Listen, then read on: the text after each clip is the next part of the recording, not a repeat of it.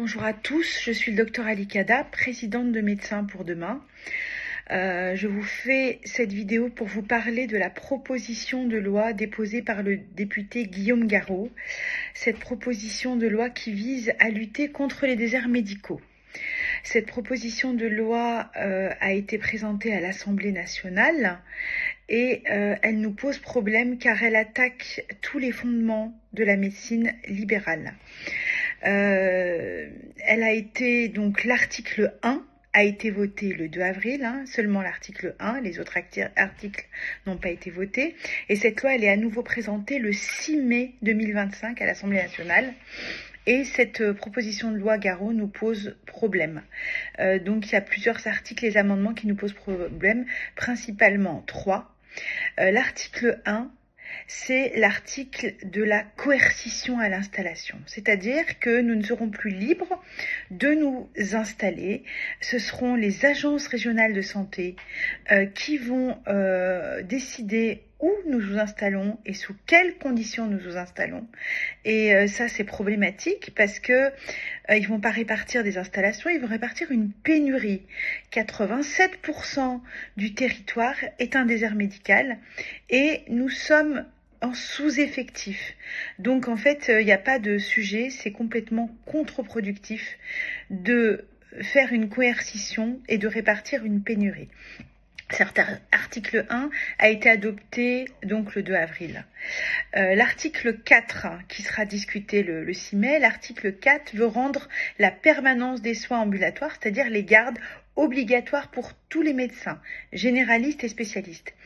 Et dans un contexte de difficulté d'accès aux soins, obliger les médecins à faire des gardes le soir, le week-end, les jours fériés et en nuit profonde, c'est totalement contre-productif aussi, puisque si nous faisons les nuits, le lendemain nous aurons un repos de garde et nos patients ne pourront pas nous consulter, donc c'est vraiment contre-productif. Et je rappelle quand même que 96% du territoire est couvert sans obligation de garde, donc il n'y a pas de sujet, ça ne sert à rien. Et ça va juste détourner les jeunes médecins de l'exercice libéral et pousser nos collègues qui sont près de la retraite à prendre leur retraite plus rapidement.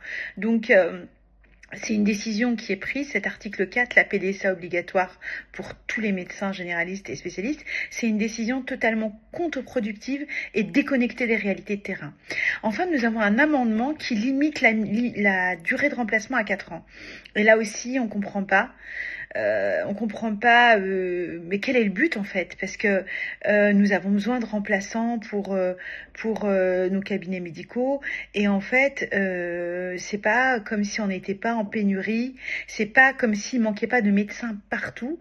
Donc limiter la durée des remplacements à 4 ans, totalement contre-productif aussi. Donc dans ce contexte, nous avons décidé de nous réunir tous les syndicats, absolument tous les syndicats, donc les syndicats de jeunes, l'AMNEF, l'ISNAR-IMG, l'ISNI, le SIHP et Réagir, les syndicats de médecins libéraux, donc Avenir SP, le Bloc, la CSMF, la FMF, Jeunes Médecins, MG France, le SML et l'UFMLS, et donc Médecins pour demain. Nous sommes tous réunis dans un grand mouvement unitaire pour protester contre cette loi Garot. Nous ferons une conférence de presse à Paris le 16 avril, mercredi 16 avril prochain à 9h30 et nous rentrons en grève illimitée, dure, illimitée à partir du lundi 28 avril pour défendre nos droits à un exercice médical qui ne soit pas attaqué, pour ne pas dégrader encore nos conditions d'exercice qui sont déjà très dégradées et pour défendre l'accès aux soins de nos patients. Dans le cadre de cette grève illimitée, nous lançons une cagnotte. Il faut absolument soutenir les internes.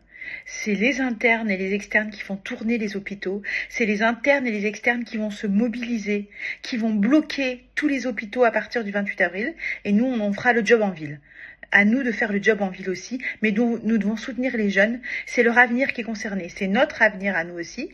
Parce que si on veut changer de région, on doit pouvoir s'installer librement. Mais c'est surtout l'avenir des jeunes qui est attaqué. On doit les soutenir avec cette cagnotte pour qu'ils puissent se mobiliser, qu'ils puissent être tranquilles et pour les soutenir psychologiquement, humainement et financièrement. On compte sur vous.